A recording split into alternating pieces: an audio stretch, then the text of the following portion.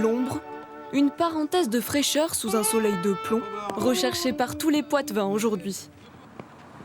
Quand on est en plein soleil pour regarder les matchs, on cherche de l'ombre. Donc heureusement qu'on a ces petits tilleuls pour nous abriter du soleil. Heureusement qu'on est abrité, ça nous fait un ombrage, c'est bien. Comme ça, on a un peu de fraîcheur pour jouer, c'est bien. Mais sinon, si on n'en avait pas, là, c'est dur. Il faut la casquette. Là. Sans les arbres, je crois qu'on vivrait mal.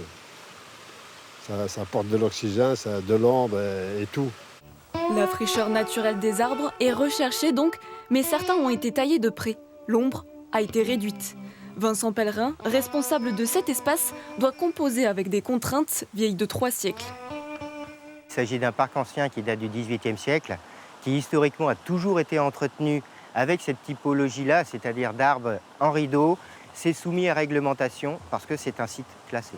Aujourd'hui, la priorité a bien changé. Plus que l'esthétique, l'arbre a un rôle essentiel. Il fait même l'objet d'une étude dans le département biologie-écologie de la faculté de Poitiers.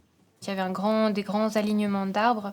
Il pouvait y avoir une baisse plus significative de 2-3 degrés et surtout qu'il y a une modification de la qualité avec l'humidification de l'air, non seulement la température, mais aussi un sentiment de fraîcheur.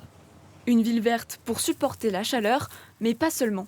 L'arbre, il va amener du bien-être, oui, à l'humain parce qu'il va être dans son environnement, mais il faut aussi voir un peu plus loin dans ce qu'on appelle la mosaïque de paysage. Le fait d'avoir des arbres, c'est aussi des chauves-souris, c'est des oiseaux. C'est pas que pour l'homme, c'est aussi pour la nature de manière générale. À Poitiers, la mairie promet de densifier les plantations pour le plus grand bonheur des badauds.